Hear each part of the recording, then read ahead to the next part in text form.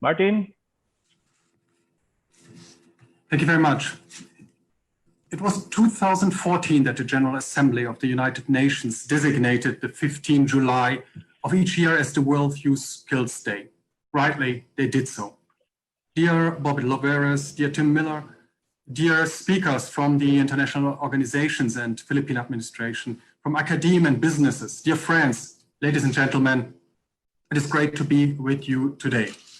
I'm delighted that TÜV Rheinland and Certif-ID chose the 15th of July as the day to host the webinar, Skill Development to Employment.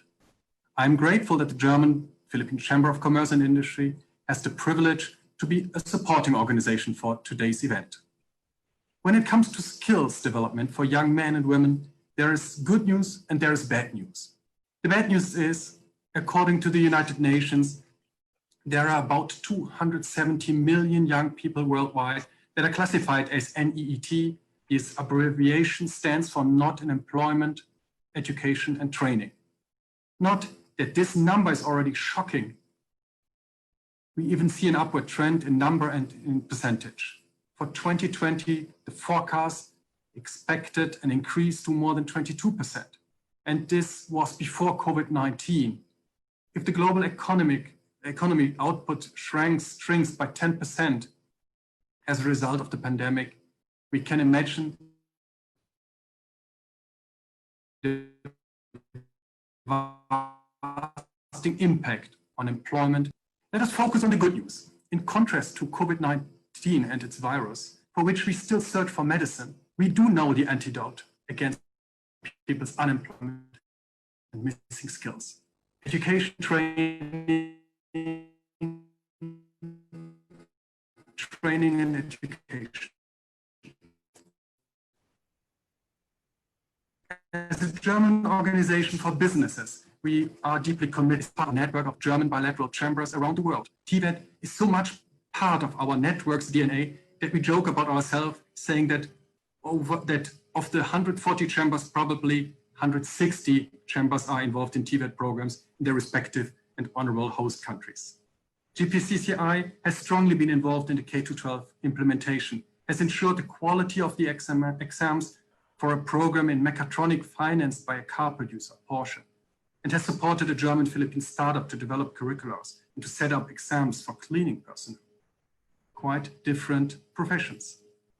There is a wide gap between a young Filipino and Filipina who will apply his/her certified skills in carpet cleaning in Makati or BGC, and a young mechatronic trainee for a luxury car brand who will be deployed internationally. But the key point, the link is all these young men and women have been trained and were equipped with skills that enable them decent income, a future. Education and training and education is key for the future of young people. When we look on the education and training often chosen by young men and women in the Philippines after school, we find one profession that is popular.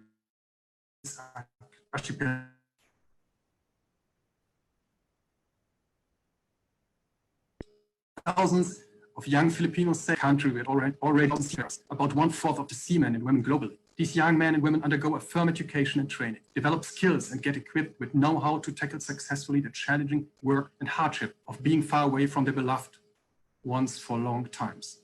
I was impressed when I visited a Merchant Marine Academy last year, and my respect goes to all those who chose this job. I must admit and confess, I wrote my thesis on maritime law. However, as soon as I'm on the water, I'm the first one to think that the waves are too high, the boat is by far too small, and the last meal was by far too much. The importance and the large responsibility attributed to the marine jobs are demonstrated by the obligations to regularly refresh their knowledge and to constantly embrace new skills. When we speak today that modern working includes a strong component of lifelong learning, I guess that many seafarers will smile. They will say that they have been doing this all their seafarer lives along. An essential element of every education and training is that the skills are recognized and certified. This is already quite challenging on a national level, and coming from a country, from a federal system like in Germany, I really know what it means when certificates are not recognized between regions of the same country. In an international context, like the environment in which seafarers work, an accepted proof of a course, of a training, of a class is even more vital. Because in this international setting, the recruiting agency might not know regarding the documents presented by the seafarer if the training institute exists and the certificate is real. Therefore, I think that the approach of modern technology to ensure the truth documentation of ID for coming up with a solution in this field and to present this later in today's webinar. I'm delighted that Certif-ID was selected to be part of the German Accelerator program, which aims at supporting German startups to scale globally. So Certif-ID's services are actually very meaningful in a field that Germany values highly: education and training, training and education. Ladies and gentlemen, I took you on a journey that started with looking on the specificity of the 15th of July as World Youth Skills Day, then sailed to the significance of thousands of Filipino seafarers and their first and continuous learning and upskilling, and finally looked on the importance of credible certification and their skills. With this, I hope that you did not feel like on an odyssey, but on a journey, and I return the harbor and let the next speaker take you on his journey. Wishing everybody an interesting and fruitful webinar. Salamat, thank you, Dankeschön.